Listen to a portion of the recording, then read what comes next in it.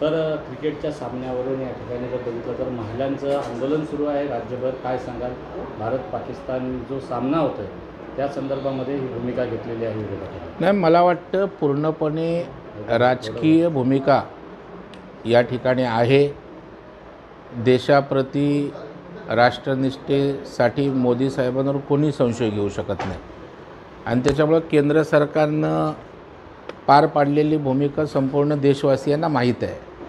आता विरोधी पक्ष हा वैफल्यग्रस्त झाला आहे आणि त्याच्यामुळे राजकारणासाठी याचा उपयोग करणं सुरू आहे आणि तेच काम विरोधी पक्षाचं चालू आहे.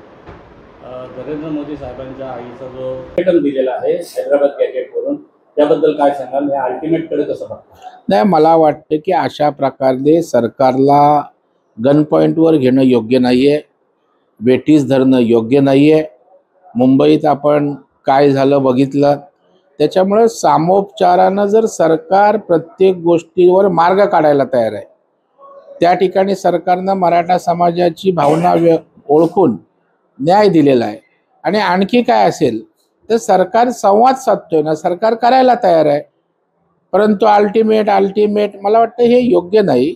लोकशाहीला असं सरकारला गन पॉईंटवर धरणं हे योग्य ठरणार. तो जी.आर. काढलेला आरक्षणाचा तो काढायचा मुख्यमंत्र्यांना अधिकारच नाही आहे आणि तरी देखील त्यांनी काढला. जो मराठा आरक्षण उपसमिती आहे त्या समितीला सुद्धा अधिकार नाही.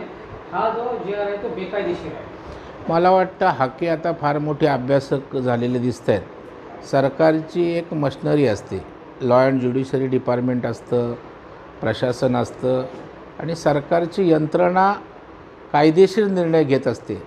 आणि मला वाटतं मुख्यमंत्री राज्याचे प्रमुख म्हणून त्यांना अधिकार असतो. उपसमितीला पॉवर डेलिगेट्स केलेले असतात मंत्रिमंडळाने, त्यांना मंत्रिमंडळाचा पूर्ण अधिकार असतो सरकार म्हणून.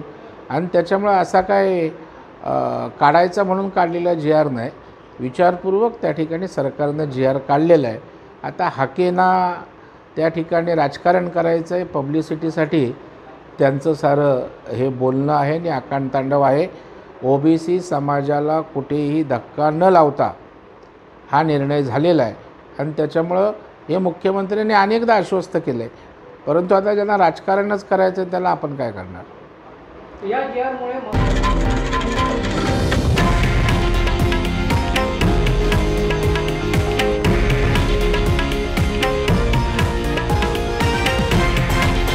हे आहे देशातील नंबर 1 न्यूज नेटवर्क आणि आपण पाहत आहात TV9 मराठी, एकमेव.